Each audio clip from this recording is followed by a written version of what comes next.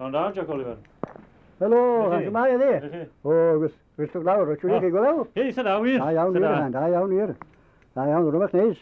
Ydi, o, ta bisi. O, beth chi fel am gwallt hwn ychan? Tom, mi fans mae rhaid fi weithio chi. Mae mop o wallt da yna nhw gyda chi gael. Wy'n bod fachan siwt chi'n cadw gwallt ychan mor da.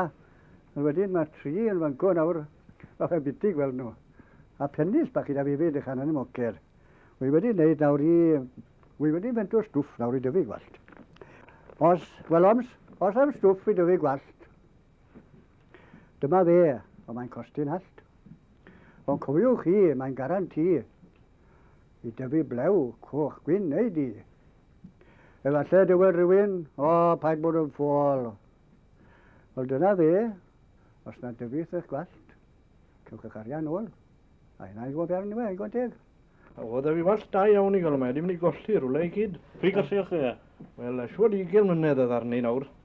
Mae lwcus fi briodi cyn fi golli'n wallt, neu os ydym gobeithio fi gael mynd i wym credu. Mae di'n edrych 10 mlynedd yn ioi pan fi gwallt da ar i bennych fel. A wedyn gobeithio fydd y stwff mae sy'n gyda chi nawr yn neud y gwaith yn dyfa.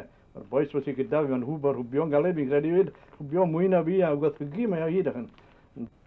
Pyrchydig fo'n Owen, mantes neu anmantes fydd cael llon pen o wall nawr? O, fi'n credu bydda fo'n fantais mewn un ffordd, oherwydd un lang cwy yn yma. Ac fi'n credu bydda'r merched yn edrych mwy arnoi.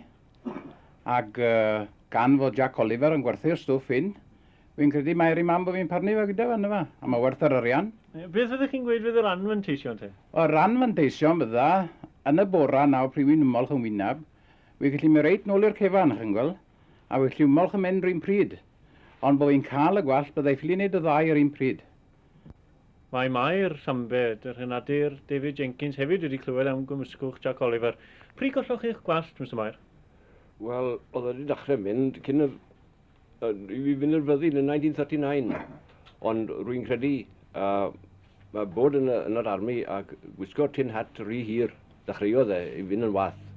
A pan nes i allan o'r armi, nes i nôl i Gymru a nes i Llambed a nes i ar gyngor y dre a fi'n credu bod cyngor y dre wedi ddibennu e. Jack Oliver, o'n i'n meddwl mai dim ond dau oedd wedi bod ar y lleuad hyn yn hyn, ond mae'n amlwg bod chi wedi bod yn hefyd, le? O, wel, dwi'n ma'n gweud hynny, ond hwnna'n sicret bach i fi.